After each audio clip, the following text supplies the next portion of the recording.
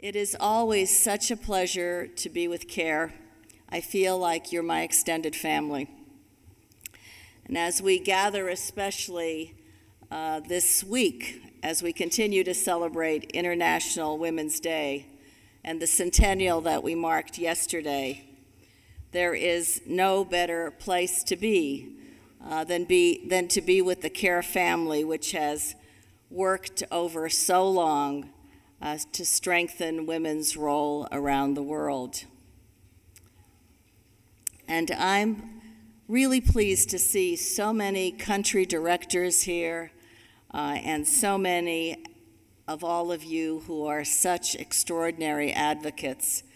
I travel the world a good bit in my job, and I see the presence of CARE in every place that I go, and it does make such a difference. You've already heard from two women I greatly admire. Doris Meisner has done so much over the years to make a difference for our country and the tough issues that she grapples with. And of course, Celine Gale, who so ably leads CARE. And I am happy to follow her, not just here at the podium, but wherever she goes, because what she says and what she does makes our world better in every way.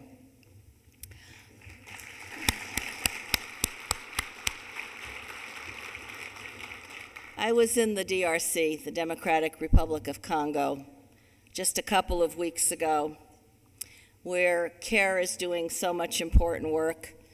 Secretary Clinton had been there last June, and when we were in Goma at that time, among the people we met with who were doing the Lord's work on the ground were the people from CARE.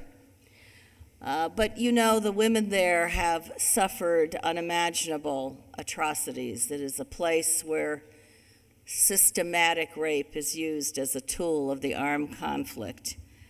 And you would think under the circumstances, none of us would really survive, or if we did survive, go on with our lives. But to see the strength of those women is to compel one to do that much more, to be able to contribute. And I was there for the dedication of a new center, the Center of Joy, which is predicated on the pain that the survivors have endured, but not just focused on the pain, focused on a healing process that takes them from pain to power, their motto. And I couldn't help but thinking, as women stood on the stage at the dedication of the center, poor women who have endured tremendous brutality. They stood there strong, articulate, powerful. And I thought of the CARE campaign, I Am Powerful, because that's what each woman represented, that reality and that potential to be the agent of change in her own situation.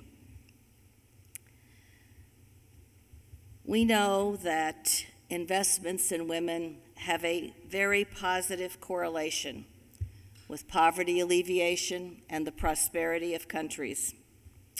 Moreover, today there is a broad recognition that Millennium Development Goal 3, the one that is based on gender equality and the empowerment of women, is the linchpin for the achievement of all the other MDGs, whether they have to do with health, with poverty alleviation, with the environment.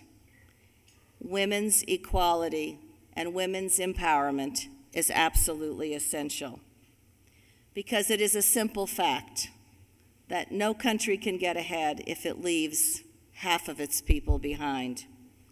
And as Secretary Clinton often says, women and girls are one of the world's greatest untapped resources, and investing in them is one of the most powerful forces for international development.